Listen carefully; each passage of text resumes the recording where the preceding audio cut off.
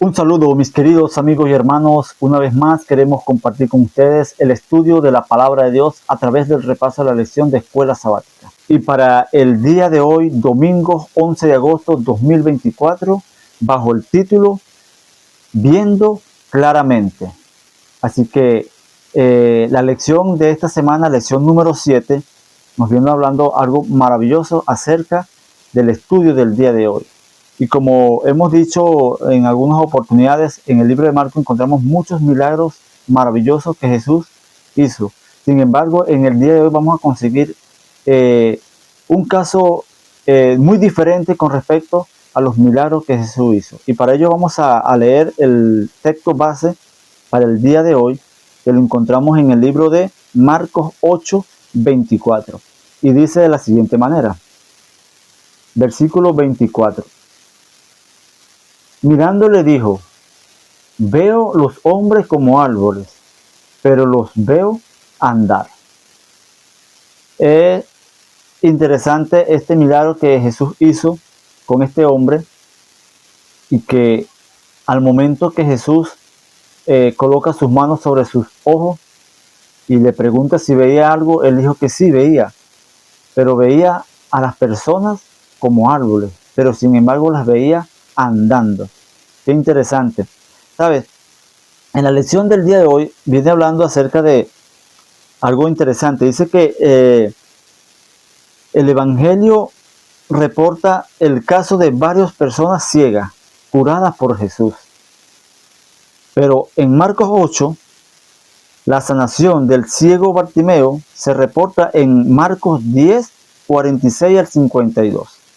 Mateo se refiere a dos ciegos, Mateo 20, 29 al 34. Y Juan 9 narra la historia de la curación efectuada por Jesús a un ciego de nacimiento, que lo envió al estanque de Siloé. Aquí vemos tres puntos de vista que la lección o que la Biblia habla acerca de los ciegos. En este caso, en el estudio de hoy, en el libro exactamente en el capítulo 8, Marcos narra la historia de un ciego individual, o sea, es decir, que era singular, no había dos ni tres, simplemente que había una sola persona a cual el Señor le toca. Pero hay algo interesante en el estudio del día de hoy, porque dice que ¿por qué usó dos toques que Jesús utilizó para que este hombre pudiese recobrar la vista y pudiese tener el milagro completamente? No era por falta de poder, como dice acá la lección, no era porque hacía falta de poder de parte de Jesús para que el milagro se efectuara completamente, sino que es interesante porque a veces tiene que ver una percepción espiritual que a veces requiere cierto tiempo en desarrollarse. Así que la primera parte, cuando nosotros leemos el texto completo desde el versículo 22 hasta el 26, Jesús dice que tomó a este hombre porque la gente le llegó y le dijo, era en el lugar de Besaida, y dice que Jesús tomó al ciego por la mano y lo llevó afuera y colocó sus manos sobre sus ojos y le preguntó, ¿ves algo? Entonces le respondió que sí, que estaba viendo borrosamente, pero que veía a la gente como árboles, pero que los veía caminar, los veía andar. Entonces, y en una segunda vez, un segundo toque que Jesús le hace, entonces allí nuevamente le pregunta, mira de nuevo, y dice que ahora sí veía claramente. Es interesante cómo estos dos toques fueron suficientes para el milagro de este hombre.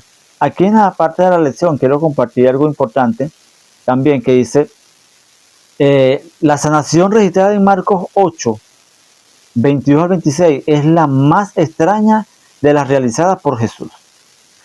En una primera fase, el hombre es capaz de ver borrosamente. En la segunda fase, por fin ve con claridad.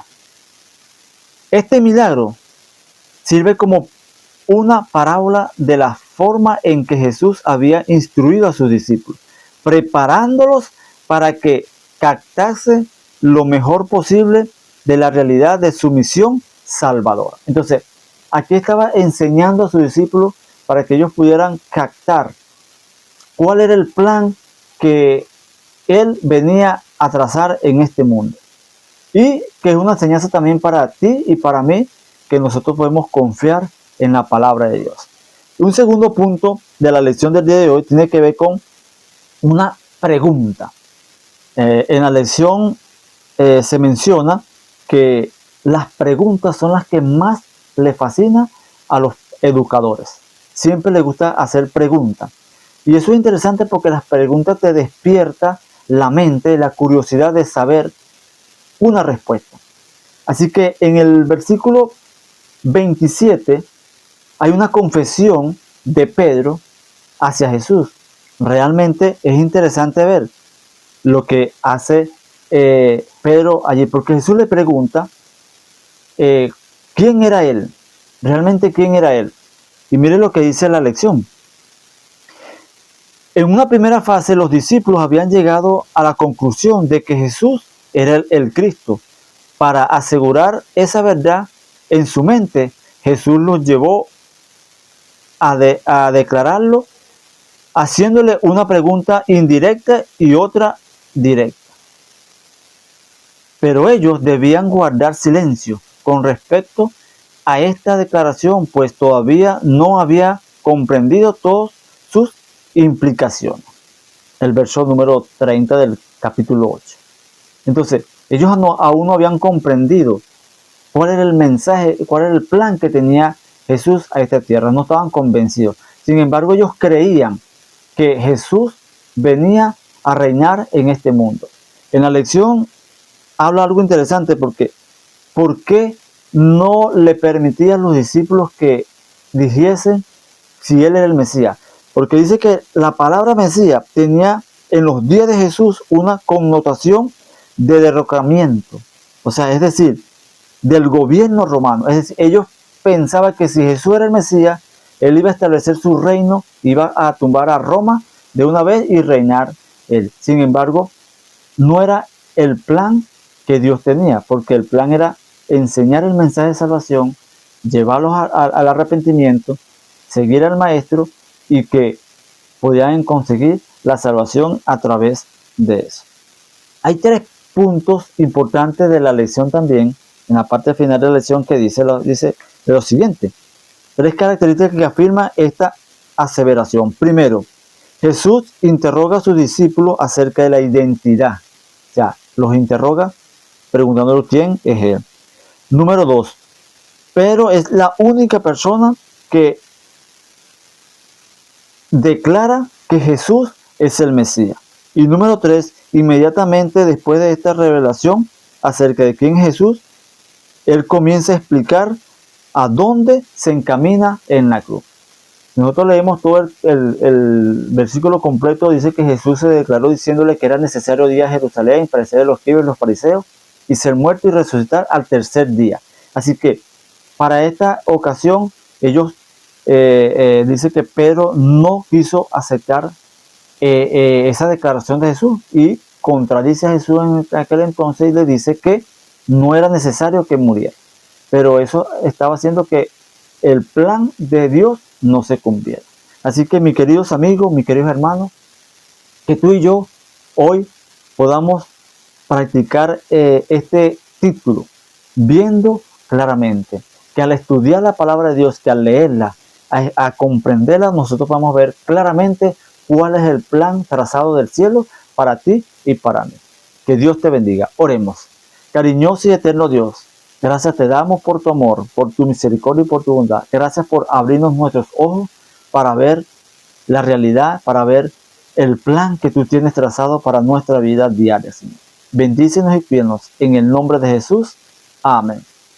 Que tengas un excelente día, una feliz semana y que puedas disfrutar de este día maravilloso acompañado de la mano de Jesús. Que Dios te bendiga y Dios te dé la paz.